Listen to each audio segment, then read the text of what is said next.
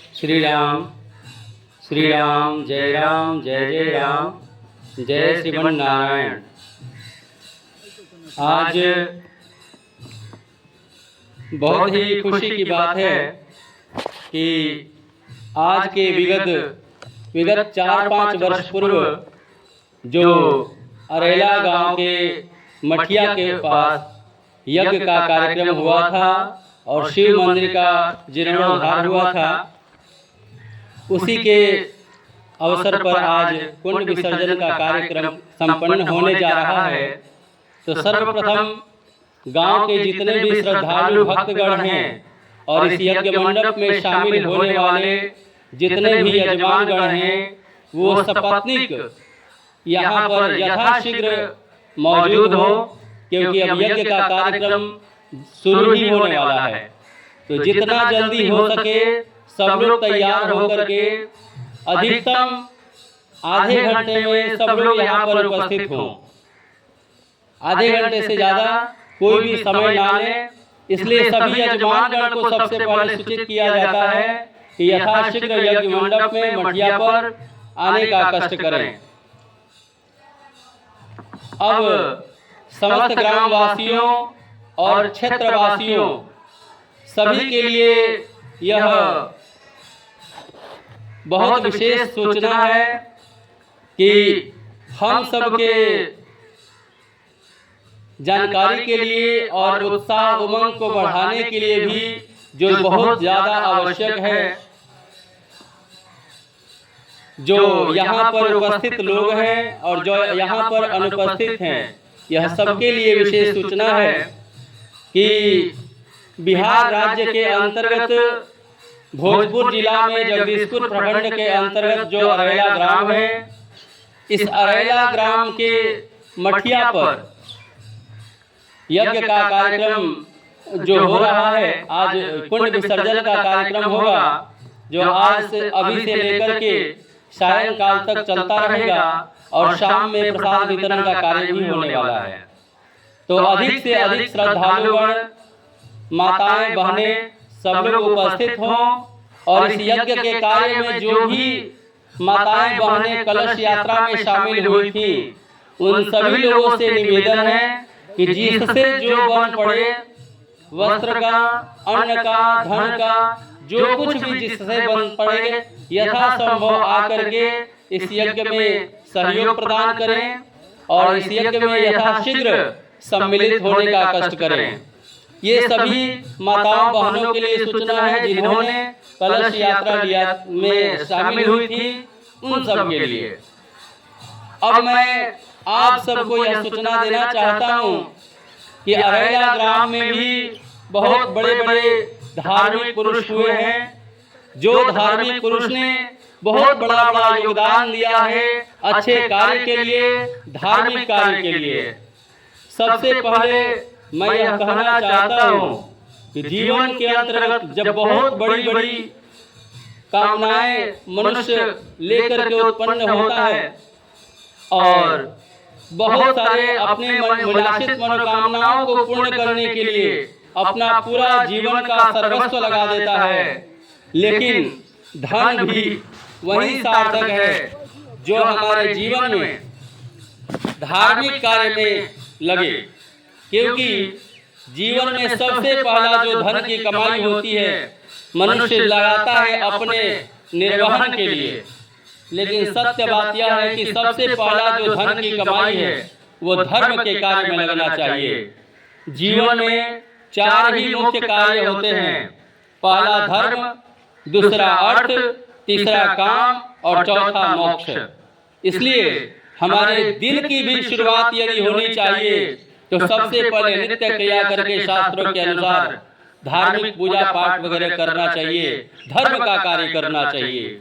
उसी प्रकार से जीवन में यदि हम कुछ कमाते हैं तो सबसे पहले वो धन हमारा धार्मिक कार्य में यूज होना चाहिए, यज्ञ आदि कर्म में लगना चाहिए। और वह धर्म के कार्य में जब हमारा लगता है तो हमारा यह जन्म भी सुधर जाता है और आगे के जन्मों के लिए भी हम पुण्य कर्म अर्जित कर पाते हैं। हमें जीवन में जो कुछ भी मिला है आज अपने पुण्य कर्म के बदौलत ही मिला है। क्योंकि क्या पता हम पूर्व जन्म में कहाँ थे, किस स्थिति में थे, लेकिन आज का जो जन्म है हमारा वो पूर्व जन्म से आधारित है। इसलिए सभी लोगों का यह कर्तव्य है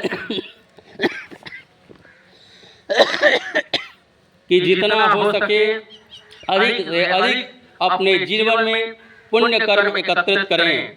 और पुण्य कर्म एकत्रित करने का सबसे बड़ा साधन है कि जो भी हमारे आसपास पड़ोस में यज्ञ आदि कर्म हो, कथा हो, भजन हो, कीर्तन हो, ये सभी धार्मिक कार्यों में बढ़ चढ़ के भाग लेना चाहिए।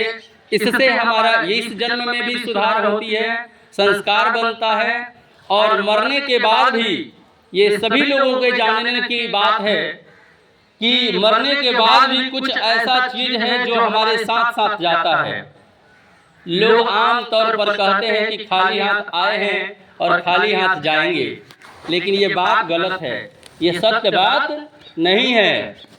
क्योंकि खाली हाथ आए हैं ये भी सत्य बात नहीं है। हम आए हैं तो अपने जीवन में बहुत सारे पुण्य कर्मों को लेकर के आए हैं और उसी के आधार पर हमें इस जीवन में सब कुछ प्राप्त होता है। इसलिए हम खाली हाथ आए भी नहीं हैं और खाली हाथ जाएंगे भी नहीं। यदि खाली हाथ आकर खाली हाथ चले गए तो मानव जीवन में जन्म लेना बेकार है। हमने अपने जीवन का इस्तेमाल नहीं किया, हमने भगवान की कृपा का प्रसाद नहीं प्राप्त किया और हमें अपने जीवन पर तरस आना चाहिए।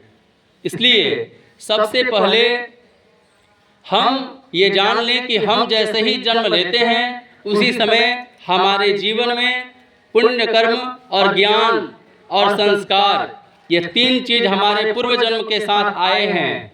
और हम यहाँ से जब जाने लगेंगे तो जाने वक्त भी ये तीन चीज जीवन में हमने जितना ज्ञान अर्जित किया है वो ज्ञान, और जो संस्कार हमने अपने कर्मों के द्वारा बनाया है वो संस्कार, और इसके साथ साथ हमने पुण्य कर्म और पाप कर्म, ये दो जो कर्म हमने किए हैं, ये तीन चीज हमारे मरने के बाद भी साथ साथ जाता है।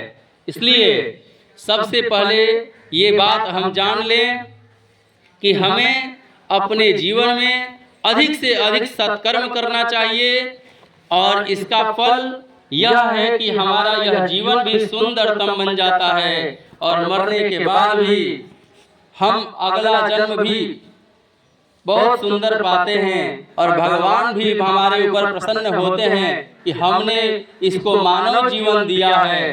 क्योंकि मानव जीवन हमने अपने कर्मों के बल पर नहीं पाया है। हम हो या आप हो, ये सब लोग मानव जीवन भगवान की कृपा से प्राप्त हुई है, और यह कृपा तभी सार्थक होगा क्योंकि हमारा यह जीवन यदि भगवान के चरणों के लिए समर्पित हो जाए। यही जीवन की सार्थकता है, यही जीवन का मूल है, यही जीवन का कर्तव्य है कि हम जीते जी मरने का डर खत्म हो जाए। इसी को जीवन मुक्ति कहते हैं। और जीवन में हर व्यक्ति अपने मरने से डरता है। क्यों? क्योंकि मरने की तैयारी कोई नहीं करता, सब लोग जीने की तैयारी केवल करते हैं। इसलिए मरने की तैयारी करने का मतलब कि हमारी मौत का कोई दिन फिक्स नहीं है, कोई समय फिक्स नहीं है। इसलिए कभी भी हम मरे तो हम हमेशा तैयार रहें, अपने जीवन में इतना सत्कर्म बटोर लें, इतने पुण्य कर्म बटोर लें कि हमें कभी भी मौत आ जाए तो मरने के लिए हंसते हंसते हम भगवान के चरणों में समर्पित हों, भगवान के चरणों की प्राप्ति हो जाए, भगवान की याद में हमारी मौत हो तो यह मरण भी सुधर जाता है। इसका सीता जागता उदाहरण राजा परीक्षित, जिनके पास इस संसार का राज्य सर्वस्व उनके पास था, लेकिन जैसे ही उनको पता चला कि आज के 7 दिन के अंतर हमें मृत्यु होने वाली है तो उन्होंने भोगना शुरू नहीं किया, धन अर्जित करना नहीं शुरू किया। क्या किया कि सारे अपने सर्वस्व संपत्ति को अपने पुत्र के हवाले करके स्वयं गंगा के किनारे चल दिए। और क्योंकि यदि कोई उपाय मिलेगा तो हम तर जाएंगे, यदि कोई भी नहीं उपाय मिलेगा तब भी गंगा के दर्शन से मुक्ति होती है। क्योंकि शास्त्रों ने हमें बताया है कि गंगा तव दर्शनात् मुक्ति ही, गंगा के दर्शन से मुक्ति हो जाती है। उसी प्रकार तब तक सुखदेव जी ने मरण को सुधारने के लिए श्रीमद् भागवत की कथा सुनाई, जो श्रीमद् भागवत कथा भगवान का साक्षात शब्द विग्रह है, क्योंकि साक्षात भगवान का स्वरूप ही है। क्योंकि भगवान जब द्वारिका से जाने लगे तो अपने स्वरूप को श्रीमद् भागवत कथा के अंतर्गत उन्होंने प्रतिष्ठित किया। आज के जीवन में भगवान प्रत्यक्ष क्यों नहीं दिखाई देते? क्योंकि भगवान ने अपने स्वरूप को छिपाया है, अपने स्वरूप को श्रीमद् भागवत के अंदर प्रतिष्ठित किया है। इसलिए जो भी व्यक्ति अपने जीवन को भागवत कथा सुनाने में, भगवान के कीर्तन करने में, भगवान के जप करने में, यज्ञादि करने में जो समय व्यतीत करते हैं, उनके लीला सुनते हैं, उनका स्मरण चिंतन करते हैं, इतना समय, जो भी समय हमारे जीवन में सात्विक रूप से व्यतीत होता है, वही जीवन का बीता हुआ समय सार्थक है। बाकी उसके अतिरिक्त हम जीवन में जितना समय अन्य चीजों को अर्जित करने में गुजारते हैं, वो सारा का सारा चीज यहीं पर रह जाता है। ये उस पार हमारे मरने के बाद साथ में नहीं जाता। जिस प्रकार से भारत का रुपया रूस में नहीं चलता, अमेरिका में नहीं चलता, वहाँ पर डॉलर चलता है, वहाँ पर रूबल चलता है, उसी प्रकार यहाँ का जो भी धन संपत्ति है, इस धरती के बाद, मरने के बाद कोई काम नहीं आता। ये केवल यहीं पर धरा का धरा रह जाता है। इसलिए हर व्यक्ति को कमाना जरूरी है, लेकिन सिस्टम है क्या कि सबसे पहले धर्म करना चाहिए, धर्म के बाद अर्थ कमाने की कोशिश करनी चाहिए, कर्म के बाद कामनाओं की पूर्ति करनी चाहिए, और तब मोक्ष के लिए हमें सत्कर्म करना चाहिए पुनः। इसलिए हमें जीवन में हमेशा सत्कर्म पर विचार करना चाहिए। और बहुत ही सुखद पल है समस्त ग्रामवासियों के लिए, क्षेत्रवासियों के लिए, कि आज उनके कल्याण के लिए आज यहाँ पर समस्त देवी देवताओं का आवाहन करके, वेदियों का पूजन करके, यहाँ पर मठिया पर उपस्थित प्रतिष्ठित देवी देवताओं का पूजन करके इस कार्यक्रम का समापन किया जाएगा, कुंड विसर्जन होगा। और इसी सिलसिला में आप सबों को जानकारी के लिए एक महत्वपूर्ण बात यह है कि अरेला गांव में भी बहुत सारे ऐसे धर्मवीर हुए हैं जिन्होंने बहुत सारा योगदान धार्मिक कार्यों में किया है। ऐसे लोगों का उदाहरण इसलिए दिया जाता है कि उन लोगों के उदाहरण से हम सब के जीवन में प्रेरणा मिले कि हम भी अपने जीवन को उनकी तरह बनाएं और अपना जीवन सार्थक करें। आइए आज उन ऐसे लोगों का भी नाम आप लोगों को जानने का मौका मिलेगा जिन्होंने अरेला गांव के ही वो सब व्यक्ति हैं जो कि यहाँ पर दान देने का काम किए हैं। यहाँ काली माता का जो मंदिर का जीर्णोद्धार हो रहा है, नया भव्य शिखर वगैरह का निर्माण कराया जा रहा है, इसमें लाखों लाख रुपए की खर्च होनी है। इसके लिए अरेला में जो भोला शाह के भाई हैं शिवजी सिंह, उन्होंने 51,000 रुपये का दान दिया है। यह हम सब के लिए प्रेरणा का काम ये लोग करते हैं। ये संदेश दे रहे हैं कि हमें अपने जीवन में जो भी कमाई हो उसको कहीं न कहीं धर्म के क्षेत्र में भी खर्च करना चाहिए। तो भोला शाह के भाई जो शिवजी सिंह हैं, उन्होंने 51,000 रुपये का दान अरेला गांव के काली माँ के मंदिर के निर्माण के लिए उन्होंने योगदान दिया है।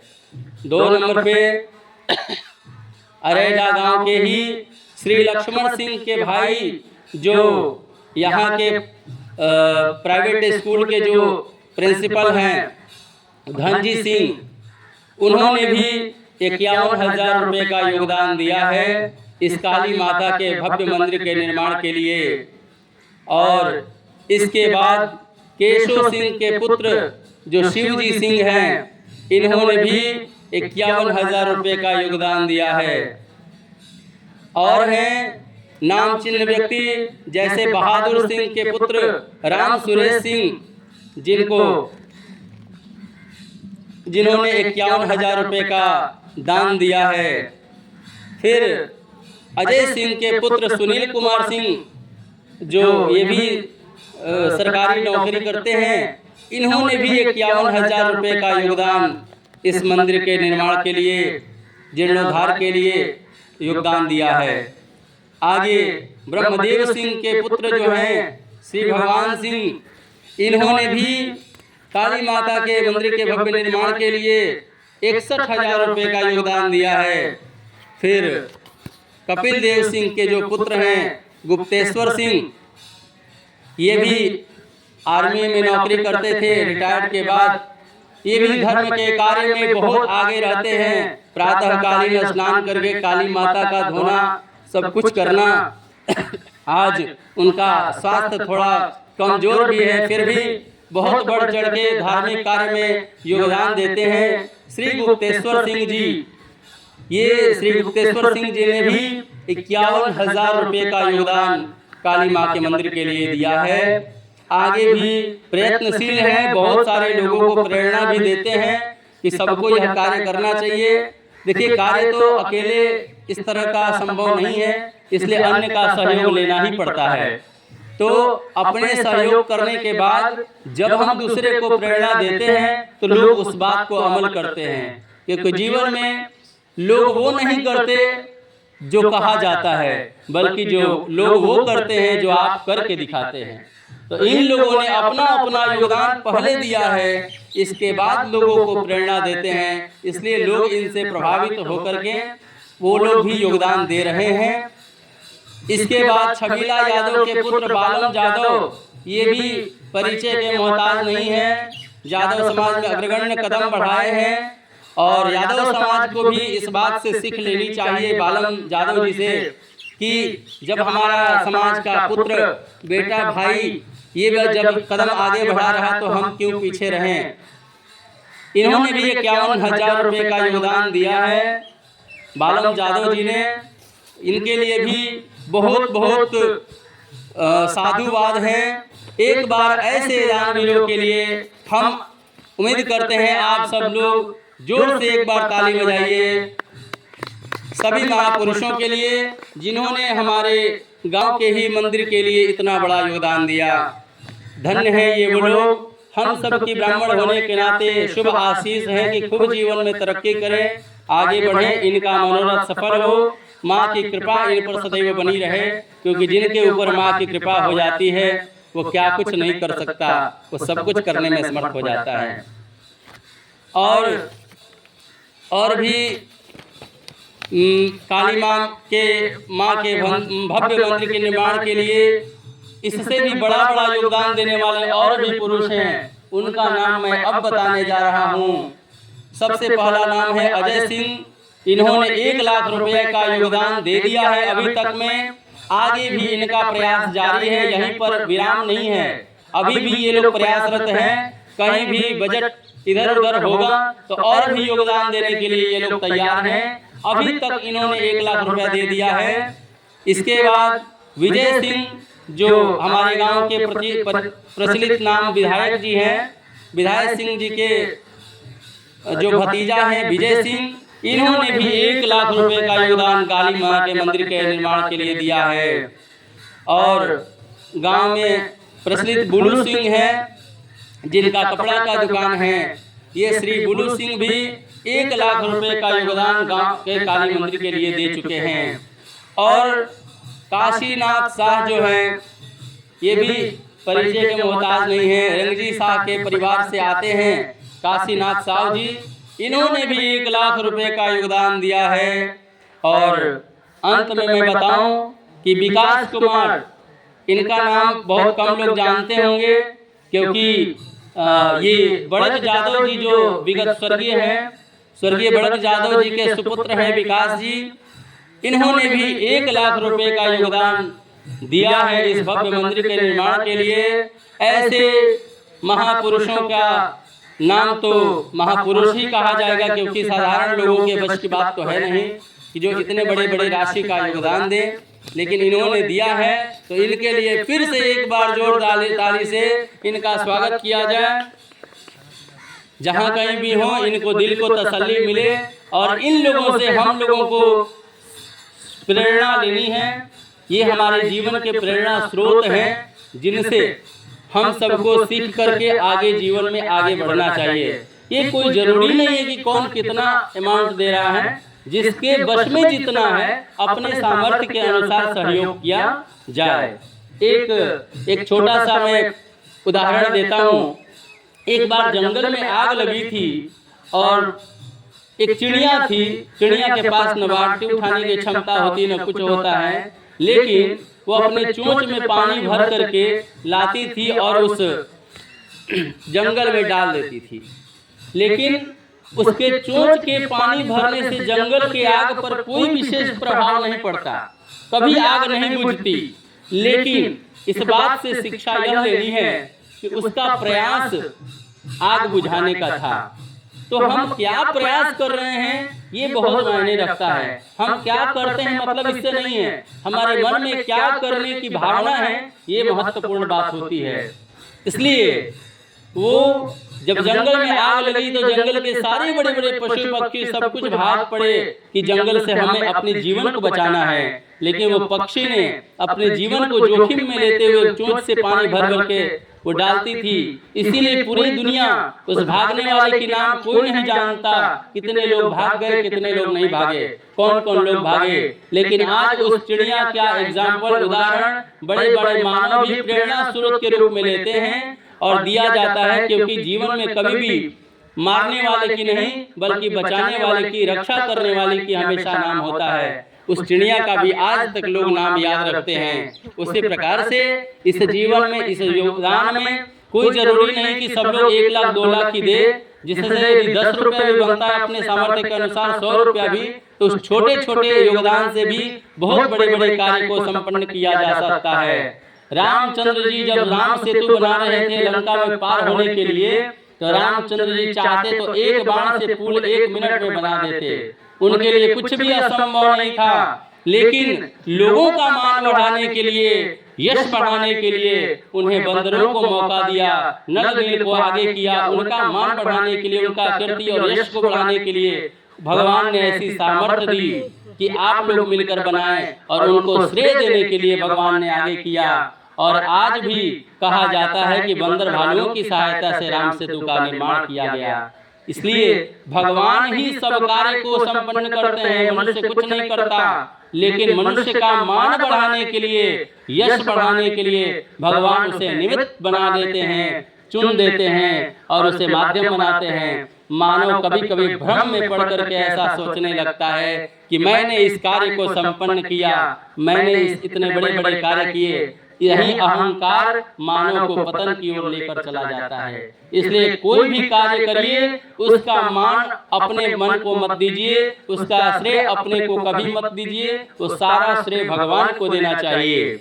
आगे इस पूजन के कार्यक्रम में भी बहुत सारी चीजें सीखने को मिलेगी। हम सब भी बड़े बड़े यज्ञ कर्मकांड जो भी कर्म करते हैं, सारे कर्म करने के बाद अंत में हम लोग यही जल लेकर के बोलते हैं कि हे प्रभु, ये सब कुछ हमें अपने जीवन में जो प्राप्त हुआ है यह आपके कृपा के फलस्वरूप प्राप्त हुआ है, और ये सब कुछ आपके चरणों में मैं समर्पित करता हूँ। और भगवान के चरणों में समर्पित करने के बाद हमें अहंकार नहीं आता और हम जीवन में तरक्की करते हैं और भगवान हमें सब कुछ प्रदान कर देते हैं। इसलिए आगे अब मैं बताना यह चाहता हूँ कि इस मठिया के निर्माण में और इस मठिया के में जो सबसे बड़ा योगदान दिए हैं, अब उनकी बारी है, अब उनकी चर्चा कर रहा हूँ। बहुत सारे लोग यहाँ पर आते हैं, घूमते हैं, फिरते हैं, लेकिन किसी को पता नहीं कि मठिया का निर्माण में किसका सबसे बड़ा योगदान है। बहुत कम ही लोग जानते हैं, और जानते भी हैं तो किसी को बताते नहीं हैं। आज के नए पीढ़ी के बच्चे इस बात से अवगत नहीं हो पाते, लेकिन हम लोगों को जानने की जरूरत है। आजकल के बच्चे केवल क्रिकेट और मोबाइल देखकर गेम खेलने तक ही सीमित रह जाते हैं। कोई आगे के धार्मिक कार्य में बढ़ चढ़ के सहयोग नहीं कर पाते, क्योंकि हम लोग उनको बताते नहीं हैं। ये बच्चों की कोई गलती नहीं, हम सब गार्जियन की गलती है कि हम अपने पूर्वजों के कीर्ति के बारे में उनको समझा नहीं पाते, बता नहीं पाते हैं। इसलिए यहाँ से प्रेरणा लेकर के हम अपने बच्चों को यह सीख देंगे, शिक्षा देंगे कि वो भी अपने बच्चों को जाकर बताएं, तब लोगों को अपने बाप के प्रति, दादा के प्रति, परदादा के प्रति, अपने पूर्वजों के प्रति श्रद्धा जगेगी और तब उनसे प्रेरणा लेकर के वो भी अपने जीवन में सत्कार्य के लिए अग्रसर होंगे। सबसे पहले मैं यह बताना चाहता हूँ कि धन्य है वो पुरुष जिनको श्री श्याम दास जी के नाम से जाना जाता है। वो श्याम दास जी यहाँ पर उनके नाम को कोई नहीं जानता होगा। श्री राम बालक महतो के दादाजी थे, उन्होंने श्याम दास जी के नाम से जो प्रचलित हुए, इस मठिया का निर्माण उनके सौजन्य से संपन्न हुआ। तो एक बार हम चाहेंगे कि यहाँ पर उपस्थित सभी लोग जोरदार ताली से श्याम दास जी के लिए, जो जहाँ भी किसी भी लोक में होंगे तो उनको, उनके आत्मा को प्रेरणा मिले, उनके आत्मा को शांति मिले, उनको सदगति मिले, ऐसी कामना से हम लोग एक बार फिर से जोर से ताली बजा करके श्याम दास जी के लिए स्वागत करेंगे। यहीं से आगे और भी बड़े बड़े महापुरुष हुए, जैसे निहोरा शाह जी हमारे मध्य विद्यालय और हाई स्कूल का निर्माण उन्होंने कराया। आज भी उनके खानदान में जो लोग भी हैं वो सब भी आज भी इस हाई स्कूल और मध्य विद्यालय के प्रति कृतज्ञ हैं और अपना अपना योगदान देते रहते हैं। तो ऐसे निहोरा शाह के लिए भी एक बार जोर से ताली बजानी चाहिए। ये क्योंकि आज के समय में देखा जाए तो लाखों नहीं करोड़ों रुपया का वो खर्च होता, तब ऐसे हाई स्कूल का निर्माण हो पाता। ये करोड़ों रुपए का बजट होता। जिस समय में लोग ईंट का मकान नहीं बना पाते थे, उस समय में उन्होंने चूना पत्थर के सहायता से इतने बड़े हाई स्कूल का निर्माण करवाया। इसके बाद एक हाल फिलहाल में जो हमारे गांव का प्रचलित मंदिर का निर्माण हुआ है, जय माँ शेरा वाली अरैला वाली, एक बार जगत जननी जगदम्बा माता को प्रणाम करके बोलेंगे, बोलिए बोलिए जय माँ शेरा वाली अरैला वाली मैया की जय जय। ये स्वर्गीय मोहन सिंह के पुत्र श्री मनन सिंह के सौजन्य से यह शेरा वाली अरैला वाली का निर्माण हुआ और यह आगे चल करके बहुत ही इसका विस्तार होने वाला है। बहुत बड़ी बड़ी योजनाएं हैं, प्लानिंग है, उसके तर्ज पर आज कार्यक्रम चलता आ रहा है और विगत हर वर्ष वहां पर कार्यक्रम होते जा रहा है और वहां पर ब्राह्मण देवता जो रखे गए हैं उनके लिए भी पूरी विधि व्यवस्था दी गई है। तो ऐसे ऐसे महापुरुष के लिए हमें कृतज्ञ रहना चाहिए और हमें उनसे प्रेरणा लेनी चाहिए। आगे हमारे इस क्षेत्र के ही नहीं बल्कि जिला और राज्य स्तर तक भी कौन नहीं जानता उस व्यक्ति को जो हमारे विगत कई वर्षों तक 15 वर्षों तक लगातार शायद मुखिया के पद पर बने रहे। वो स्वर्गीय मुक्ति सिंह मुखिया जी के लिए भी एक बार जोरदार ताली से स्वागत हो। वो किसी भी लोक में हो तो उनकी आत्मा को शांति मिले।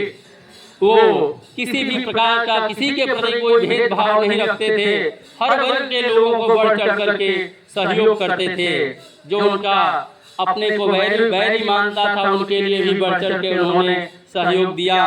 ऐसे श्री मुक्ति सिंह मुखिया जी के तत्वाधान में हमारे गांव के बीच में अरेला चौक पर दुर्गा मंदिर का निर्माण सबके सहयोग से ही सही, लेकिन कम से कम आगे आगे कदम तो उन्होंने बढ़ाया और सबका सहयोग लेकर इस मंदिर का निर्माण उन्होंने कराया। आगे श्री शत्रुघ्न सिंह के भाई जी भरत सिंह हैं, जिनका मकान दिल्ली में है और यहाँ पर गांव में आकर के भी बढ़ चढ़ करके हमेशा सहयोग प्रदान करते रहते हैं और उनके सहयोग से इस पोखरा का निर्माण कराया गया है। और मठिया पर जो पोखरा है इसका पूरी तरह से जीर्णोद्धार और नए तरीके से भी इन्होंने बहुत काम करवाया पोखरा में। ऐसे भरत सिंह के लिए जोरदार ताली हो जाए। और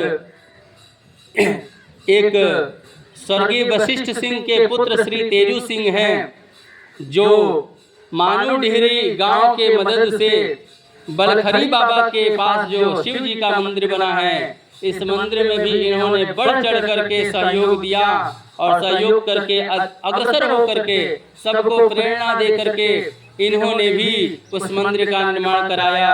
इसलिए श्री तेजू सिंह के लिए भी ताली बजा करके उनका स्वागत किया जाए। अब आज के इस यज्ञ के जो अध्यक्ष हैं और श्री काली मंदिर बनाने में जो अध्यक्ष हैं, इस भव्य निर्माण में जिनका अग्रसर कदम है, वो हमेशा उनका जीवन ही समर्पित है जिस धार्मिक कार्य को करने के लिए। वो किसी परिचय के कोई मोहताज नहीं है। ऐसे महापुरुष इस यज्ञ मंडप में भी उनका बहुत बड़ा योगदान है। आज के जो कार्यक्रम है इसमें भी उन्होंने बढ़ चढ़कर हिस्सा लिया है और सबको प्रेरणा के रूप में उन्होंने प्रेरणा स्रोत बने हैं। ऐसे श्री अजय सिंह के लिए जोरदार ताली बजाया जाए। श्री अजय सिंह जी, अब हम पुनः सभी यजमानगण से यह आग्रह करेंगे कि अब कार्य का विलंब न करते हुए शीघ्र इस मंडप में पहुंचे। यज्ञ की पूरी तैयारी संपन्न हो चुकी है। अब आप लोगों के आने का विलंब है। यह बहुत ही भद्दी बात है कि इतना देर से बोलने के बावजूद भी सभी यजमान अभी तक यज्ञ कुंड में नहीं पहुंचे। यह शर्मनाक बात है, सही बात नहीं है। हम लोगों को तो 2 घंटा पहले से यहाँ पर उपस्थिति दर्ज करानी चाहिए। अब विलंब हो रहा है, कार्यक्रम बिगड़ने की कगार पर है, क्योंकि जब तक पूरा समय नहीं मिलेगा पूरा यज्ञ कार्य किस तरह से संपन्न होगा। इसलिए समय हमें पूरा दें। हमारी पूरी प्रयास रहेगी कि हम भव्य तरीके से इस यज्ञ को संपन्न करें, लेकिन उसके लिए समय की आवश्यकता होती है। आप लोग समय पर, निर्धारित समय पर नहीं पहुंचेंगे तो कार्य को ठीक ढंग से सुचारू रूप से संपन्न करने में बाधा पहुंचेगी। अतः हम ऐसा उम्मीद करते हैं कि हमारे सभी गार्जियन, सभी अभिभावक, सभी यजमानगण समझदार हैं और ये अभिभावक लोग हैं। हम इस गांव के बच्चा हैं, इसलिए कभी कभी आग्रह पूर्वक भी बात करते हैं और कभी कभी आदेशात्मक भी बात कर लेते हैं कि भगवान ने ब्राह्मण के रूप में दिया, इसलिए आदेश देने में भी कोई हिचक नहीं। इसलिए आदेश पूर्वक भी और इस गांव के बच्चा होने के नाते आग्रह पूर्वक भी सबसे निवेदन है कि वे सभी लोग यथाशीघ्र इस यज्ञ मंडप में पहुंचे। यज्ञ का कार्यक्रम संपन्न होने जा रहा है और इस यज्ञ को आप लोग ये ना समझें कि यहाँ पर उपस्थित लोग ही देख रहे हैं। देश विदेश हर जगह YouTube चैनल पर ये सब पूजन का कार्यक्रम जाएगा। इसलिए आप सबके साथ साथ यहाँ पर जो उपस्थित है वो भी और जो उपस्थित नहीं है वो भी इस कार्यक्रम को देखेंगे। इसलिए पूरी तैयारी के साथ आप लोग यथाशीघ्र समय का ख्याल रखते हुए पहुँचे। 11:40 में कीर्तन का शुरुआत हुआ था, 11:40 में समापन होगा। तत्पश्चात हम लोग पूजन का शुरू करेंगे। उसके पहले भी बहुत सारी विधियां हैं, उसको शुरू करने के लिए आप लोग जितना जल्दी हो सके यज्ञ मंडप में यथाशीघ्र पहुंचे। जय जय श्रीमन नारायण, जय श्री सीताराम।